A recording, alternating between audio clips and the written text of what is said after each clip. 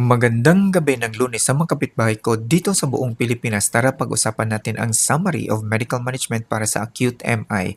Kapag nakaramdam ng chest pain or chest pressure or chest pain na parang nadadaganan ng malaking bato or sobrang paninikip ng dibdib ay tumawag agad ng tulong tulad ng 911 or emergency medical services.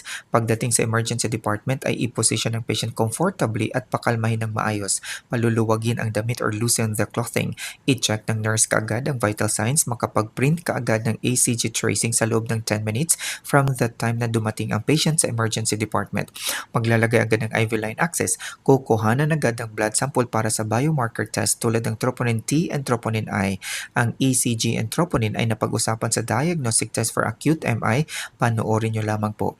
Ang nurse ay agad magbigay ng chewable adult non-enteric aspirin 162 hanggang 325 mg as ordered. During acute MI attack ay merong pagkaka-breakout or ruptured fatty plaque, kaya't nagsisipaglabasan ang nilalaman nito tulad ng fats or cholesterol, dead WBC and tissue debris na siyang naisasama sa blood circulation. Ang platelet na nasa loob ng circulation din ay dumidikit ito sa kumalat na mga fats or cholesterol, dead WBC and tissue debris. Ang platelet ay nagiging sticky or malapot kaya't nagkukumpul-kumpulan or clumping together kaya't mas mabilis ang blockage at ang resulta ay sudden stops of blood flow sa puso. Ang nurse ay mag-administer ng oxygen kapag merong low level of oxygen.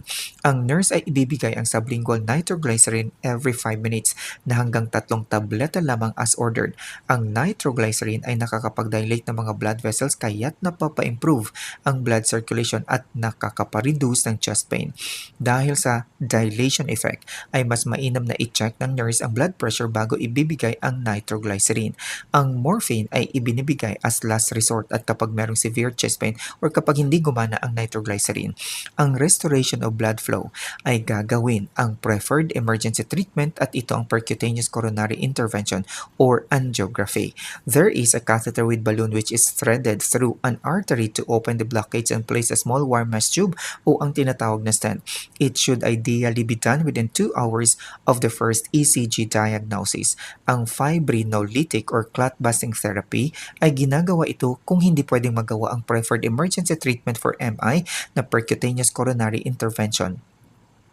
Ang ginagawa ay mag-a-administer ng intravenous clot-busting drug or thrombolytic drug tulad ng alteplase or riteplase na dapat masimulan within 30 minutes from the arrival of the patient and ensure of no bleeding risks or contraindications. Dahil sa clot-busting drug ay nagkakaroon ng blood flow restoration sa puso. Para ma-stabilize ang kondisyon ng puso na tinamaan ng acute MI ay merong gamot na i-order ang doktor na siya namang ibibigay ng nurses. Ang anti-platelet drug or thionepyridines, P2Y12 inhibitors tulad ng ticagrelor, clopidogrel or prasugrel ay ibinibigay upang mapigilan ang pagdidikit-dikit ng platelet kaya't hindi na lalaki pa ang clots na pipigilan ang total blockage or total obstruction sa artery. With this drug, it lowers the risk of death or another heart attack.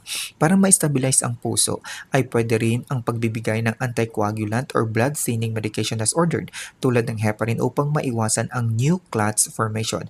Ang pagbibigay ng beta blockers as ordered tulad ng metoprolol, atenolol, propranolol, bisoprolol, lahat na ata ng olol, calvidolol ay pinapapaslow down ang heart rate, pinapababa ang blood pressure, and decrease the heart's demand for oxygen. Ang high potency statins ay sisimulan agad ang pagbibigay as ordered na katulad ng atorvastatin or rosuvastatin upang maipababa ang kolesterol. Ang pagbibigay ng ACE inhibitors within 24 hours tulad ng lisinopril, captopril, ramipril, and trandolapril ay hindi lamang para sa pampababa ng blood pressure. Ito rin ay tumutulong sa puso upang makarecover by preventing negative structural changes sa puso. Kumbaga, it prevent or reduces heart remodeling. Kung iintindihing mabuti ang tungkol sa medical management, ay talagang makukuha ang the most prioritized goal of treatment para sa acute MI. Ito ang ibalik ang blood circulation or reperfusion. Totoo ba ang pinaka-management para sa acute MI ay ang surgical management? Kasi nga, ang pinaka-problema sa MI baradong artery tulad ng coronary artery. Ang sagot ay sa susunod na video. Hanggang dito na lamang po. Daghang salamat. Signing off, Bonggits.